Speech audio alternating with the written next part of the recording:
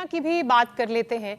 स्वामी जी, कफ बढ़ गया और लंग्स उस कफ के कब्जे में आ गए तो निमोनिया की भी परेशानी होती है, और सर्दी में तो वैसे भी निमोनिया लोगों को बेहद परेशान करता है, और इसमें ज्यादा संख्या बच्चों और बुजुर्गों की है जो निमोनिया के इन्फेक्शन के खतरे में ज्यादा रहते हैं।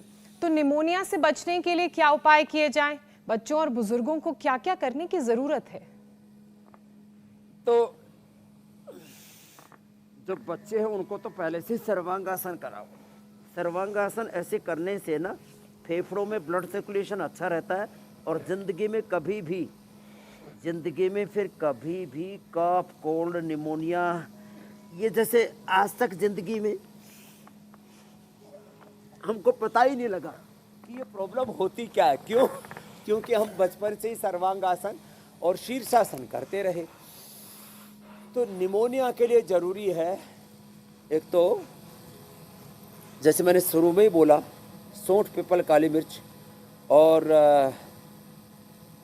सीतोपलादी, त्रिकुटा, स्वासारी, उस तीनों को मिला करके शहद में, और ये फिर इसमें स्वर्ण वसंत मालती, अभ्रक भस्म में मिला दिया। अब जो ट्रेडिशनली औषधि तैयार करते हैं ना, तो त्रिकुटा, सीतोपलादी और ये जो स्वासारी रस है, इसमें आप अभ्रक भस्म मिला दे। अभ्रक भस्म पहले तो श्रृंग भस्म में भी मिलाया करते थे, कितने भयंकर निमोनिया हो एक ही डोज में दूर हो जाया करता था। अभ्रक भस्म 5 से 10 ग्राम, स्वर्ण वसंत मालती 3 से 5 ग्राम, और शहद में मिला करके, और ये 10-10 ग्राम त्रिकुटा, सीतोपलादी, स्वासारी पाउडर 1-1 ग्राम शहद से दे दे। कितना भयंकर निमोनिया हो, मरणासन, डबल निमोनिया भी हो गया हो ना, तो व्यक्ति ने तो एलोपैथी में तो स्टीराइड देते, देखो ये स्टीराइड, फिर इससे डायबिटीज होती है, स्टीराइड से आंखें खराब होती हैं, स्ट्रेस से हमारी इम्यूनिटी खराब हो जाती है। स्टीराइड अच्छी चीज़ें नहीं है।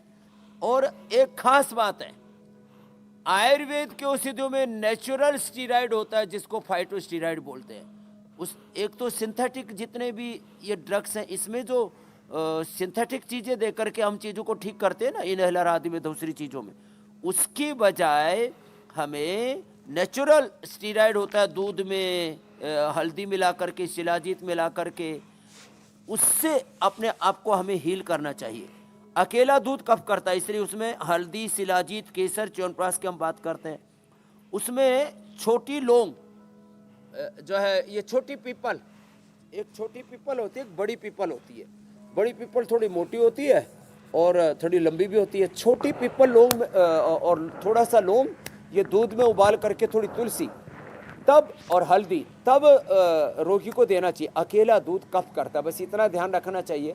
तो हमने जो ये ऐसे ट्रेडिशनली तैयार करना चाहिए वो कर सकते हैं। बाकी तो स्वासारी ही, सुबह स्वासारी गोल्ड, सुबह, दोपहर, शाम, छोटे बच्चों को 1-1 और बड़ों को ये स्वासारी गोल्ड 2-2 दे देते ना, तो हमने निमोनिया और डबल निमोनिया के अटैक से लोगों को बचाया है। इसमें दरअसल पूरा फेफड़ा कफ से भर जाता है और सांस लेना मुश्किल हो जाता है। तो ज़्यादातर लोगों को तो एलोपैथी में फिर इसमें स्टीराइड ही देते हैं। वो कहने को पंप दे रहे हैं, उस पंप में इनहेलर के अंदर स्टीराइड होता है। वो जो है अंदर के श्वास नली को खोलने की कोशिश करते हैं, जिसको मैं कह रहा था 2400 किलोमीटर लंबी तो हमारा रेस्पिरेटरी ट्रैक है, श्वास नली है, उसको अंदर से सिकुड़ जाती है, उसको फिर ऐसे थोड़ा फैला देते हैं। तो टेम्परेरी तौर पर कभी लेना भी पड़े इनहेलर या स्टीराइड तो ले सकते हैं, नहीं तो नेचुरल इनहेलर स्टीराइड मैंने बता दिया, जो हल्दी में होता है, शिलाजीत में होता है, जो लहसुन में होता है। अच्छा स्वामी जी, अब ज़रा बात कोविड भैया की कर लेते हैं। बहुत ज़िद्दी हैं, ये जाने को राज़ी नहीं है और रह रह के अपने दोस्तों को बुला लेते हैं।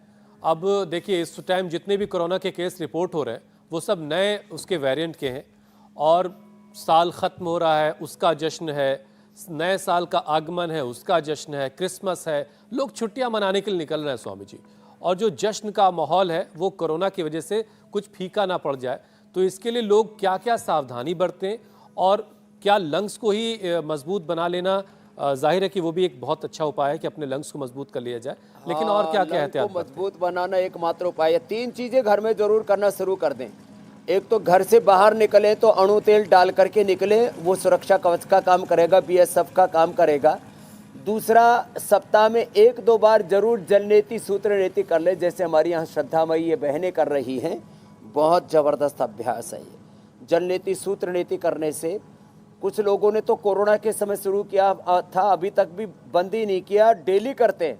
जो डेली ना कर सके तो कम से कम सैटरडे संडे को जो 2 दिन की छुट्टियां होती हैं, 1 दिन की छुट्टियां होती हैं, तो 1 बार या 2 बार जननेति सूत्र नेति, और जो घरों से बाहर निकल कर के भीड़ भाड़ वाले एरिया में अनजान लोगों से मिलना पड़ता है और न जाने कौन सा क्या बैक्टीरिया, कौन सा वायरस, फंगस लेकर के घूम रहा है, तो घर से निकलने से पहले अणु तेल डाल करके अवश्य निकले और उठते ही इम्यूनोग्रिट, गिलोय घनवटी या स्वासारी, ब्रोनकोम कोई भी एक औषधि खा ले। इससे हमारे फेफड़ों के अंदर एक स्ट्रेंथ आ जाएगी, उसकी इम्यूनिटी बढ़ जाएगी। तो कोई अंदर बैक्टीरिया, वायरस, फंगस अंदर गया भी तो वो बैक्टीरिया, वायरस मरेगा। आपने जैसे देखा पूरे कोविड में स्वामी रामदेव को एक दिन छींक भी नहीं आई। तो उसके लिए एक तो हमने प्राणायाम ज़्यादा किया था, तो मैं सबसे कहूँगा एक तो प्राणायाम ज़्यादा करें। मैं तो पूरा कोई पूजा, एक कोई आरती लगा दी शिव तांडव के साथ, कोई भजन के साथ, ऐसे हनुमान चालीसा के साथ।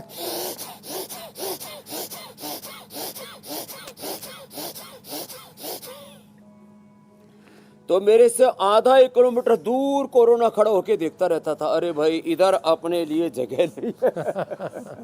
तो ऐसे जो रोज जो है ये भस्त्रिका कर लेंगे, भाई के पास नहीं जाने का।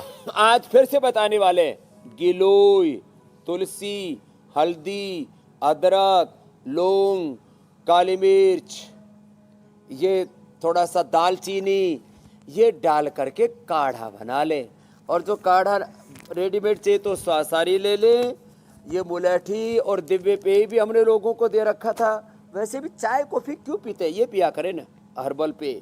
हाँ, और वैसे तो स्वासारी और कोरोनिल ये हमने दिया ही था। अश्वगंधा बड़ा जबरदस्त है, उससे इम्यूनिटी बड़ी जबरदस्त बढ़ जाती है। अश्वगंधा या अश्वशिला, ये अश्वगंधा, अश्वशिला और ये स्वर्ण शिलाजीत और शिलाजीत लिक्विड हमने खूब दिया था लोगों को उस समय। शिला, तुलसी और ये कर्क्यूमिन गोल्ड, ऐसे अकेली हल्दी जो है ना वो खा नहीं पाते लोग, और थोड़ा खाने पर पूरा इफेक्ट नहीं करती। ये कर्क्यूमिन गोल्ड के जो ये बड़ा ज़बरदस्त है, 2-2 गोली सुबह शाम खा लें तो कोरोना या किसी भी तरह का कोई, और जिनकी इम्यूनिटी बहुत लो है, मैंने कहा था इम्यूनोग्रिट वटी या इम्यूनोग्रिट गोल्ड का सेवन कर ले, ये बड़ा ज़बरदस्त है। इम्यूनोग्रिट वटी गोल्ड या गिलोय घनवटी सुबह सुबह ले ले।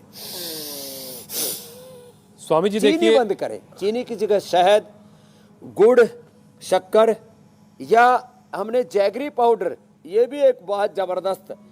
नहीं तो क्या, चीनी जो है ना ये हमारी इम्यूनिटी को डाउन करती है। चीनी है, जितना भी रेडिएशन है, जितना भी पोल्यूशन है, ये सब हमारी इम्यूनिटी को ध्वस्त करता है। इसलिए वापस नेचर की ओर लौटना पड़ेगा, जड़ों से जुड़ना पड़ेगा, पेड़ों से जुड़ना पड़ेगा, पेड़ पौधे लगाए। अभी मैं बोल रहा था, एक नॉर्मल आदमी 11,000 लीटर ऑक्सीजन हर दिन ले लेता है। भाई पेड़ नहीं लगाओगे तो पाप लगेगा, कहाँ से ऑक्सीजन आएगा इतना। ये तो हिमालय में भगवान ने, कुदरत ने कुछ ज़्यादा लगा रखे हैं, इसलिए बैलेंस बना रहता है। बाकी अपने घर में कम से कम तुलसी तो लगा लो, गिलोय तो लगा लो, एलोवेरा तो लगा लो, थोड़ा हल्दी अदरक उगा लो गमले के अंदर ही।